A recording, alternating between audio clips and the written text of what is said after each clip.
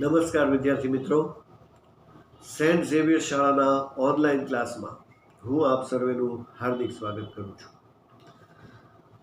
વિદ્યાર્થી મિત્રો, આપણે છઠ્ઠું ચેપ્ટર જે ઓર્ડર આપતા એનો અમલ કરતા અને ઓર્ડર રદ કરતા પત્રો છે, આ ચેપ્ટર પૂર્ણ કર્યું છે. કોમર્શિયલ કોરસ્પોન્ડન્સમાં આ લેટર્સના ચેપ્ટર્સ એ ખૂબ અગત્યના છે, કારણ કે લેટર્સ એ તમને ઘણા બધા ઝાઝા માર્ક એ વ્યવસ્થિત લેટર અપાવી શકે છે. જેની સામે તમે જે મૂળ પ્રશ્ન લખો છો એના જવાબ એ ઘણા બધા લેન્ધી હોય છે, ઘણું બધું લખવું પડે છે. જ્યારે લેટર્સ જે છે એ યોગ્ય ફોર્મેટમાં ને યોગ્ય લેન્થમાં લખાયેલો લેટર એ પૂરેપૂરા માર્ક આપણને અપાવી શકે છે. તો આ કોમર્શિયલ કોરસ્પોન્ડન્સમાં આપણે હજી પણ કન્ટિન્યુ રાખીએ છીએ આ જ સેક્શનને અને આગળ વધીએ છીએ નવા ચેપ્ટર સાથે, જે છે દાવા અને ફરિયાદના પત્રો. દાવા ફરિયાદો અને તેમની પતાવટના પત્રો.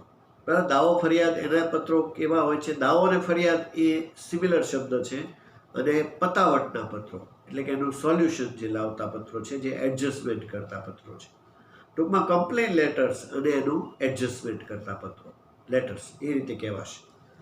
તો આ તમારું નેક્સ્ટ ચેપ્ટર, 7મું ચેપ્ટર જે આજે આપણે શરૂ કરવા જઈ રહ્યા છે અને એની બાબતોથી પરિચિત થઈએ છીએ. તો આપણે અગાઉ 2 ચેપ્ટર જોયા: પૂછપરછ, એના પ્રત્યુત્તર, ઓર્ડર આપતા, અમલ કરતા અને ઓર્ડર રદ કરતા પત્રો. પૂછપરછના પત્રો ગ્રાહક લક્ષે, એના પ્રત્યુત્તર વેપારી લક્ષે.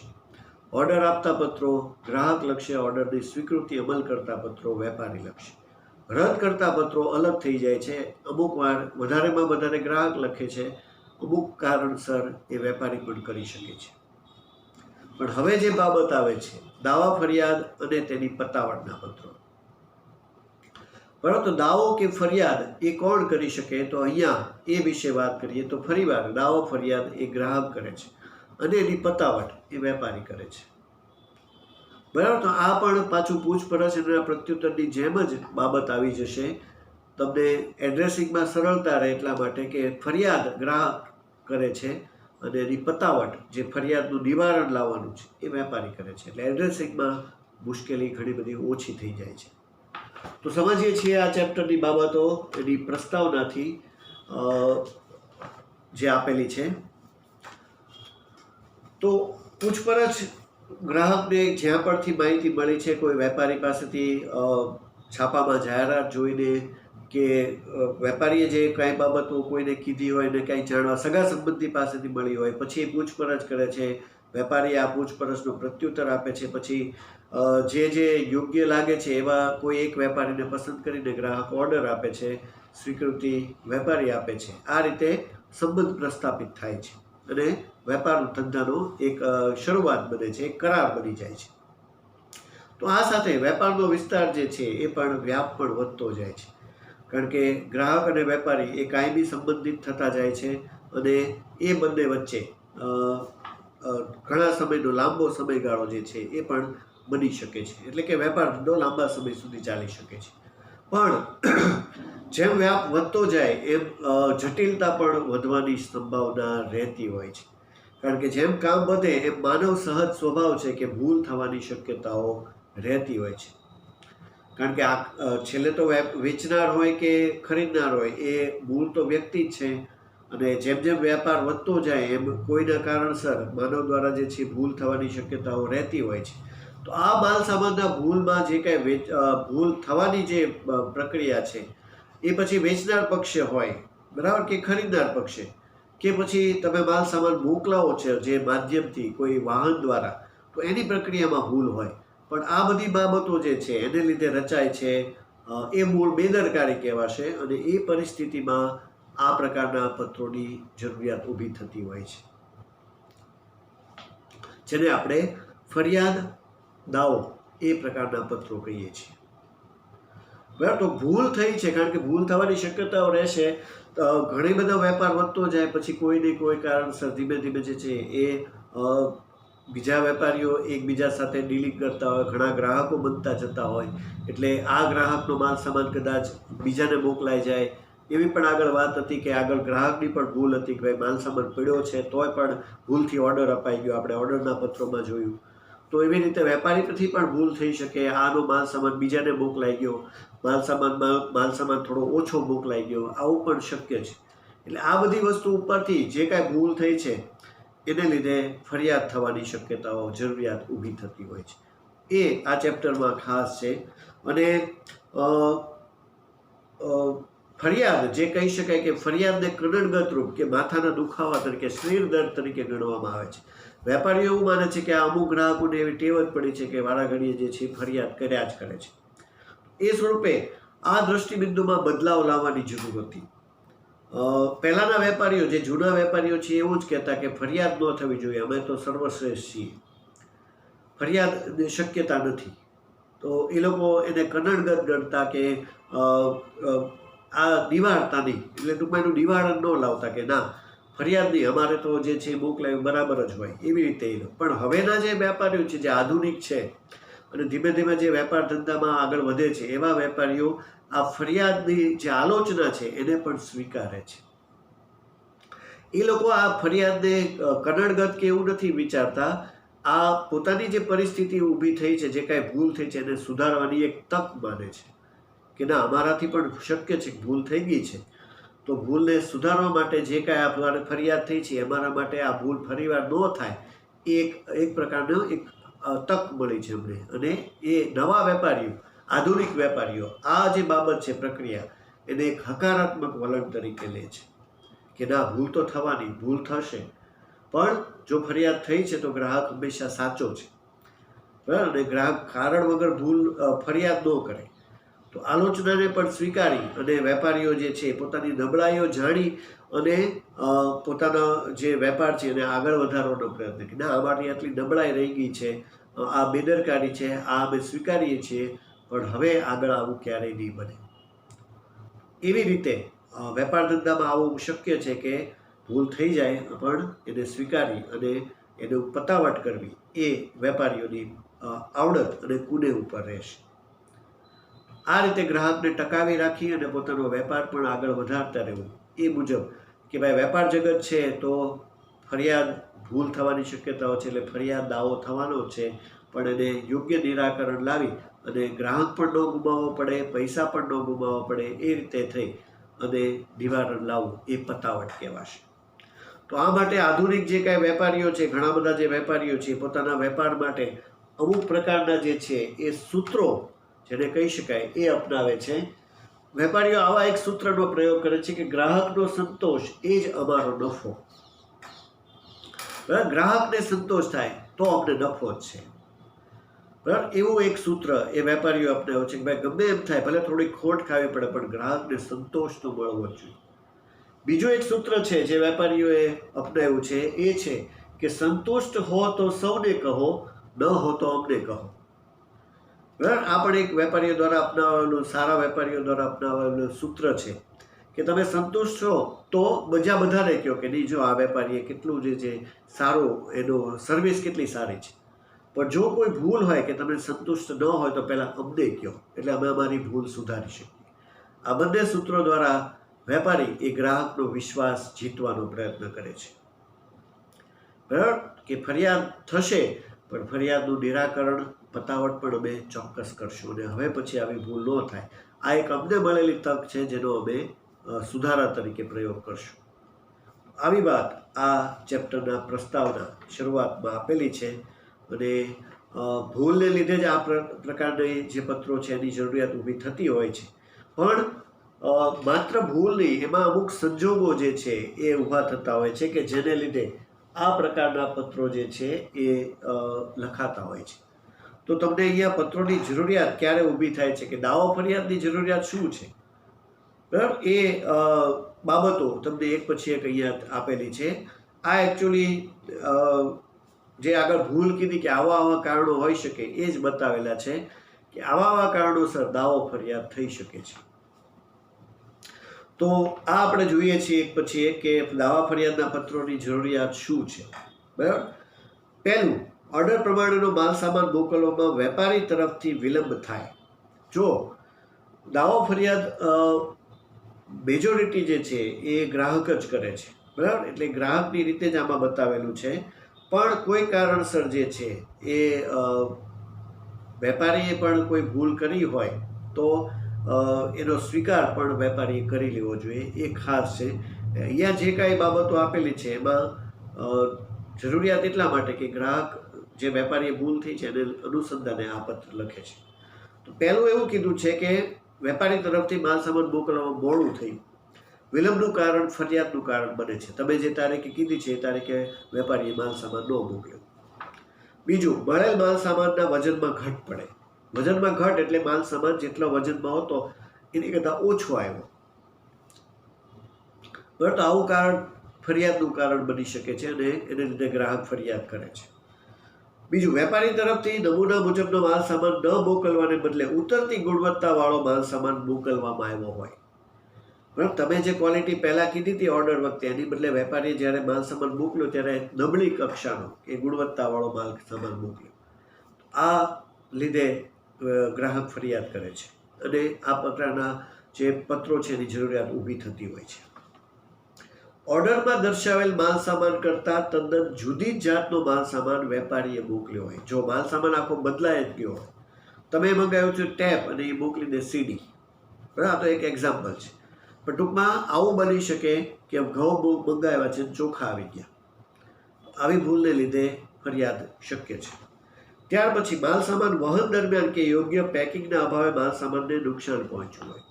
આગળ આ બધી બાબતોથી આપણે પરિચિત છીએ એટલે જ કીધું હતું કે પૂછપરછ પણ ને ઓર્ડર વખતે પણ આ બધું ફરીવાર કહી દેવું જોઈએ. ફરિયાદ શું કામ થતી હોય? કદાચ યોગ્ય જે વહન છે એની દરમિયાન કે યોગ્ય પેકિંગના અભાવે માલ સામાનને નુકસાન થયું છે.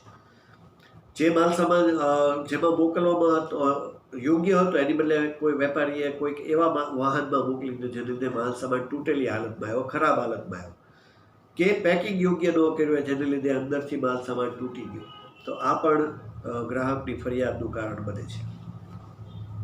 ઓર્ડર વખતે નક્કી થયેલ ભાવ અને ભરતિયા બિલમાં દર્શાવેલ ભાવમાં ફેરફાર જોવા મળે. ભાવમાં જે કાંઈ આપ્યું છે અને એમણે તમને જે ઓર્ડર મુજબ જે માલ સામાન મોકલ્યો પછી જે તમને બિલ મળ્યું એ બંનેમાં ભાવમાં ફેર છે. બરાબર, તો તમે જેટલું બિલ એક્સપેક્ટ કર્યું હતું કે જેટલું આપ્યું હતું એની બદલે આમાં ચેન્જ આવતા હોય તો આ ફરિયાદ છે. અને છેલ્લે, વેપારીના કર્મચારીએ ગ્રાહક સાથે અપમાનજનક કે અસભ્ય વર્તન દાખ્યું હોય. વેપારીનો કોઈ કર્મચારી ગ્રાહક સાથે સારું વર્તન ન કરે તો ગ્રાહક મૂળ વેપારીને ફરિયાદ કરી શકે છે કે તમારા કર્મચારી અમારી સાથે યોગ્ય વર્તન નથી કર્યું. આવા અલગ અલગ કારણોસર કે જરૂરિયાત છે કે જેને લીધે આ પત્રો લખાતા હોય છે, ફરિયાદ થતી હોય છે. પણ આમાં વેપારી જ ભૂલ કરે છે એવી રીતે બાબત છે અને પત્ર ગ્રાહક જ લખે છે. એટલે દાવા ફરિયાદના પત્રો હંમેશા ગ્રાહક જ લખે છે. બરાબર, તો આ થઈ આવા પત્રોની જરૂરિયાત. આ પણ 2 માર્ચ સુધીનો પ્રશ્ન છે, તમારે યાદ રાખવાનું છે અને આ તમારા એકચ્યુઅલી વિષય પણ છે, આની ઉપર જ આગળ લેટર્સ પણ છે.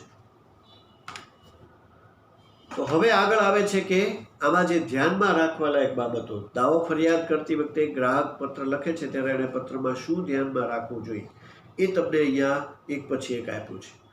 તો ખાસ કરીને આમાં જે થોડી બાબત કીધી છે કે ગ્રાહકને અસંતોષ ઊભો થાય એવું આમાં બને છે, કારણ કે માલ સામાનની ખરીદી કરવા માટે એણે જે કાંઈ માલ સામાન મંગાવ્યો છે કે જે સમય આપ્યો છે એ મુજબ નથી થયું તો એને છેતરાયાનો પણ અહેસાસ એ થાય છે. ત્યારે સ્વાભાવિકપણે ગ્રાહકને ગુસ્સો આવે છે. જે તારીખે કીધું હતું ને વેપારીએ તારીખે માલ સામાન ન મોકલ્યો, તદ્દન જુદો મોકલ્યો, તૂટેલી હાલતમાં મળ્યો, ઓછો મળ્યો, આવા બધા કારણોસર ગ્રાહકનો ગુસ્સો એ વ્યાજબી છે. પણ જ્યારે ગુસ્સાનો મિજાજ હોય ત્યારે પણ આપણને પત્રની અંદર ખાસ ખ્યાલ છે કે વિવેકપૂર્ણ ભાષા જ હોવી જોઈએ. એટલે ગ્રાહકે પોતાના ગુસ્સાને નિયંત્રિત કરીને જ આ પત્રમાં લખાણ લખવાનું છે. બરાબર, વેપારી સાથે સાવ સંબંધ જે છે એ ખરાબ કરી નાખવા કરતાં એને જે કાંઈ કહેવાનું છે યોગ્ય શબ્દોમાં ફરિયાદ કરી અને સંબંધ ટકાવી રાખવા માટે પણ, તો એ પણ ગ્રાહકની પણ પોતાની એક આવડત છે અને આ પત્રોનો જે કાંઈ જવાબ છે એ પણ વેપારી યોગ્ય રીતે જ આપશે. તો રજૂઆત એવી હોવી જોઈએ કે જેને લીધે એ પોતાની આવડત, વિવેક બુદ્ધિ એ પણ એમાં જરૂરી બની રહે છે. બરાબર, ગુસ્સામાં કોઈ એવા શબ્દોનો પ્રયોગ ન થઈ જાય કે જેને લીધે વેપારીને પણ બીજી કોઈ આગળની પણ મુશ્કેલી મુજબ એણે ગ્રાહક સામે કોઈ અદાલતી ઓલું પણ કરવું પડે, બરાબર. તો એવા શબ્દોનો પ્રયોગ ન થવો જોઈએ. તો સ્પષ્ટતા, સૌજન્ય અને જે કહી શકાય કે સામા પાત્રને બહુ ખોટું ન લાગે એવા પ્રકારનો ખાસ કરીને આમાં એની લાક્ષણિકતાઓ છે, બરાબર. લખી દેવાનું છે, ગુસ્સો છે, બરાબર છે, પણ શબ્દો જે છે એ હંમેશા વિવેકપૂર્ણ હોવા જોઈએ. તો આને ધ્યાનમાં લઈને જે આમાં ધ્યાનમાં રાખવા લાયક બાબતો કે ગ્રાહક જ્યારે ફરિયાદ કરે છે ત્યારે ફરિયાદની જરૂરિયાત તો આગળ તમને કીધી કે આટલા કારણોસર ફરિયાદ થતી હોય છે, આવા સંજોગો ઊભા થાય, એમાંથી કોઈ એક સંજોગ ઊભો થાય તો ફરિયાદ થતી હોય છે. પણ આ ફરિયાદના પત્રોમાં શું લખવું એ તમને અહીંયા ધ્યાનમાં રાખવા લાયક બાબતોમાં લિસ્ટ આઉટ કરેલું છે. પત્રો તો આગળ આવે જ છે અને એ પણ આપણે સમજવાના છે, પણ પહેલાં એમાં શું ધ્યાનમાં રાખવું જોઈએ એને એક પછી એક સમજીએ છીએ. તો પહેલો પોઈન્ટ છે જે ધ્યાનમાં રાખવા લાયક બાબતમાં આપેલો છે કે ફરિયાદના પત્રની ભાષા સરળ અને સ્પષ્ટ હોવી જોઈએ તથા પત્ર વિનમ્રતાથી લખાવો જોઈએ. જો મોડું થયું છે, તમારી વાત ગ્રાહક તરીકે ચોક્કસ વ્યાજબી છે, વેપારીની મોટી ભૂલ છે કે તમને સમયસર માલ સામાન ન મોકલાવ્યો, ઓછો મોકલાવ્યો, અડધો મોકલાવ્યો, તૂટેલી હાલતમાં મોકલાવ્યો, વોટેવર, પણ જ્યારે પત્રની અંદર કોઈ પણ બાબત લખીએ ત્યારે આ લીગલ બની જાય છે. એટલે શબ્દોને બહુ સમજીને લખવા જોઈએ, ભાષા સરળ સ્પષ્ટ હોવી જોઈએ અને પત્ર વિનમ્રતાથી જ લખવા જોઈએ, બરાબર. વિવેકપૂર્ણ ભાષા એ વાણિજ્યિક પત્રનું ખાસ એક લક્ષણ છે. વિનમ્રતા એ હોવી જોઈએ. તો આ પહેલું થયું કે જ્યારે ગ્રાહક લખવાની શરૂઆત કરશે ત્યારે આખા પત્રમાં ક્યાંય પણ પોતાના ગુસ્સાને ખરાબ શબ્દોની રીતે બતાવવાનું નથી, બરાબર. બીજું, ગ્રાહકને જે બાબત અસંતોષ હોય તેની સઘળી હકીકત, માહિતી અને આંકડાકીય રજૂઆત કરવી.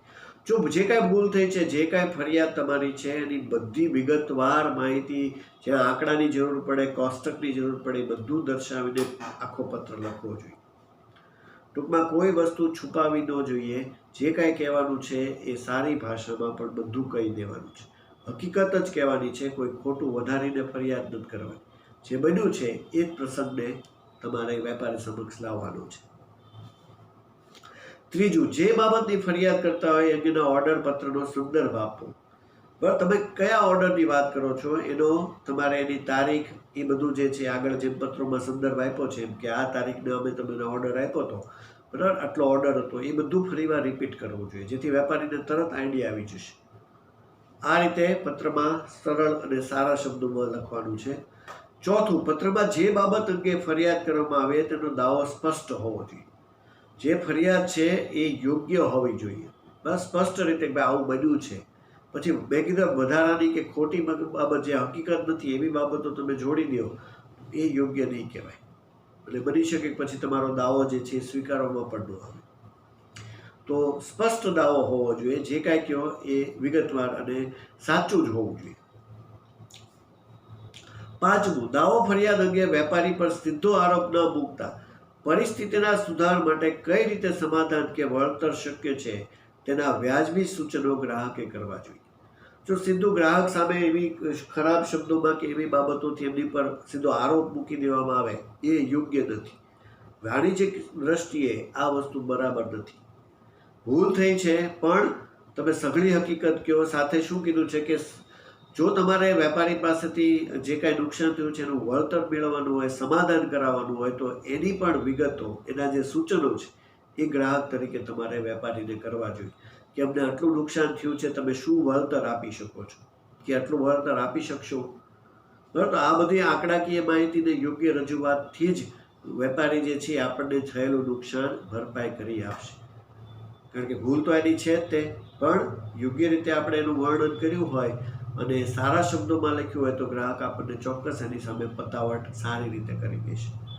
એ હંમેશા ગ્રાહકે સૂચનો કરવા જોઈએ. એમાં શું લખવું એ આપણે લેટર્સમાં ધીમે ધીમે જોઈએ છીએ. ત્યાર પછી છઠ્ઠું, માલ વેચનાર વેપારીનો વ્યવસાયિક મોભો તેમજ ન્યાય ભાવનાને નો ઉલ્લેખ કરી ઝડપી સમાધાન માટે ધ્યાન દોરવું જોઈએ. જો વેપારી પાસેથી એટલે કે ઉત્પાદક પાસેથી તમે અહીંયા માલ સામાન મંગાવ્યો છે ત્યારે આવું બને તો એમની જે ન્યાય ભાવના હોય કે આવું બને તો તમે શું કરતા હો છો, કદાચ આવું ભૂલમાં અગાઉ બન્યું હોય તો તમે કઈ રીતે એનો નિર્ણય લ્યો છો. ઝડપી સમાધાન, ટૂંકમાં આમાં સમાધાન લાવવાનું છે. ઝઘડો કરીને કે એવું કરીને તમે જો વાત આગળ વધારશો તો તમારો જે નુકસાન છે એ પણ ભરપાઈ નહીં થાય અને બીજી પણ ઘણી બધી આગળની મેટર જે છે એ ખરાબ થઈ જશે. એટલે બને એટલું ઝડપી સમાધાન થાય એ બાબતે ન્યાયી ધોરણે ગ્રાહકે વેપારીને કહી દેવું જોઈએ, ધ્યાન દોરવું જોઈએ કે આમાં શું ઝડપી તમે સમાધાન કરી શકો, જેમાં વળતરની જ વાત આવશે.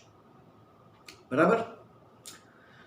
ત્યાર પછી નાણાં, વેચાણ, સેવા કે પ્રતિષ્ઠા, આ ચારમાંથી કઈ અને કેટલી બાબતોમાં નુકસાન વેઠવું પડ્યું છે તેની સ્પષ્ટતા કરવી જોઈએ. કોણે? ગ્રાહક. કારણ કે નુકસાન કોને ગયું છે? ગ્રાહક. તો 4 બાબતો કીધી છે. નાણાં, એક તો પૈસાનું નુકસાન ગયું. બીજું વેચાણ, કારણ કે એને માલ સામાન જથ્થાબંધ મંગાવ્યો. અહીંયા શું કામ મંગાવ્યો એટલો બધો માલ સામાન? વેચવા માટે. એટલે અહીંયા તો વેચાણ જ કરવાનું હતું. સેવા, એની સેવા અને કે એની પ્રતિષ્ઠા. બરાબર. એ બધામાંથી વધારેમાં વધારે કોની ઉપર નુકસાન ગયું? આમાં પૈસાને ગૌણ ગણવાના, વેચાણને ગૌણ ગણવાનું, સેવાએ પણ ઓછી, પણ પ્રતિષ્ઠા બહુ જરૂરી છે. અહીંયા પ્રતિષ્ઠા, ગ્રાહકે વેપારી પાસેથી માલ સામાન મંગાવ્યો, જે કાંઈ નુકસાન થયું એની ફરિયાદમાં એમને વધારે શું લોસ ગયો, તો કે એમની જે અહીંયા પ્રતિષ્ઠા હતી એ ઉપર ખરાબ અસર પડી છે.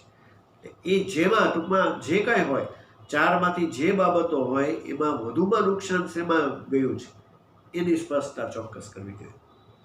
મોટો માલ સામાન તો અવશ્ય નાણાંનું નુકસાન છે જ તે, પણ વધુમાં વધુ નુકસાન એ આપણી પ્રતિષ્ઠા છે. સમાજમાં તમે ઊભી કરેલી જે પ્રતિષ્ઠા છે એ આવી બધી બાબતોને લીધે એ ખરાબ થાય છે. તો એને માંથી જે કોઈ હોય એ કહેવું જોઈએ. અને છેલ્લે શક્ય હોય, જે છેલ્લો પોઈન્ટ છે, શક્ય હોય તો સમાધાન અંગેનું સૂચન અને તે માટેની નિશ્ચિત સમયગાળો દર્શાવવો જોઈએ. બરાબર. સમાધાન કરાવવાનું. આપણે વેપારી સાથે ઝઘડો કરીને એવું નથી કરવાનું, પણ જે કાંઈ નુકસાન થયું છે એનું બંને વચ્ચે ઝડપી સમાધાન થાય અને શક્ય જેટલું વળતર જે છે એ ઝડપથી મળી રહે એ બાબતે. તો તમારે કેટલા સમયમાં વળતર જોઈએ છે એ તમે કહેવા માંગતા તો પણ કહી શકો કે આનું જે વળતર છે આપણે 10 દિવસમાં, 15 દિવસમાં મળી જાય તો અમારી માટે એટલું નાણાકીય નુકસાન ઓછું થશે. એ સમયગાળો પણ ધ્યાનમાં રાખી શકાશે. તો આ બધી બાબતોથી આ આખો લેટર જે છે એ આપણે જેમ બધામાં ધ્યાનમાં રાખવા લાયક બાબતો આપી, જેમ કે જેને લીધે આપણે પત્રમાં સરળતાથી લખાણ લખી શકીએ. આ પણ દાવા ફરિયાદમાં પણ આ ધ્યાનમાં રાખવા લાયક બાબતોથી આપણું લખાણ વ્યવસ્થિત રીતે ચાલશે અને પૂરું થશે. બરાબર. પણ આ થિયરી પણ છે. મોટા પ્રશ્નની રીતે 3 અને 4 માર્કની રીતે પણ આને યાદ રાખવાનું છે, વાંચવાનું છે. તો આ છે દાવા ફરિયાદનું પત્રનું ચેપ્ટર, 7મું ચેપ્ટર, જે આપણું કોમર્શિયલ કોરસ્પોન્ડન્સનું છે. ફરિયાદ, દાવો હંમેશા ગ્રાહક કરે છે વેપારીને. બરાબર. તો એની વિશે આપણે સમજ્યા. ભૂલ થવાની શક્યતાઓ, ભૂલ થતી હોય છે, પણ એ ભૂલ માટે નિરાકરણ લાવવાની પ્રક્રિયા છે, એ પતાવટ, એ પણ વેપારી કરે છે. એ પછી હવે પછીના પોઈન્ટમાં આપણે આગળ સમજશું કે આ ગ્રાહકે જે ફરિયાદ કરી છે એનું વેપારી કઈ રીતે પતાવટ કરે છે કે કઈ રીતે નિરાકરણ લાવે છે. તો એ આપણે નેક્સ્ટ લેક્ચરમાં સમજશું. આપણે પ્રકરણ 6 જે ઓર્ડર આપતા પત્રો, અમલ કરતા, રદ કરતા પત્રો છે એ આપણે પૂર્ણ કરી ચૂક્યા છીએ. એનો સ્વાધ્યાય તમારે ફેરબુકમાં કમ્પ્લીટ કરવાનો છે. પત્રમાં તમારે માત્ર સ્વાધ્યાયનો જે ઓર્ડર રદ કરતો એક પત્ર આપેલો છે એ એક જ લખવાનો છે. બાકી બધી જે થિયરી છે, MCQ, VSQ, એ બધું તો લખવાનું છે, પણ પત્ર ખાલી એક જ લખવાનો છે, ઓર્ડર રદ કરતો પત્ર. બરાબર. જે કાંઈ પત્રો સ્વાધ્યાયમાં આપ્યા છે જેટલા, એમાંથી એક રદ કરતો પત્ર એ જ લખવાનો છે. બરાબર. આ રીતે આ ચેપ્ટર પ્રકરણ 6નું જે ઓર્ડર આપતા પત્રોનું છે એ પૂર્ણ કરવાનું છે ફેરબુકમાં. બરાબર. અને પછી બતાવવાનું રહેશે. તો આજે આ લેક્ચર આપણે અહીંયા પૂર્ણ કરીએ છીએ. આપણે 7મું ચેપ્ટર કન્ટિન્યુ કર્યું છે, દાવા ફરિયાદ અને પતાવટના પત્રો. આ ચેપ્ટરની વિવિધ બાબતો આપણે પછીના હવેના લેક્ચરમાં આગળ સમજશું. ત્યાં સુધી સર્વેને નમસ્કાર.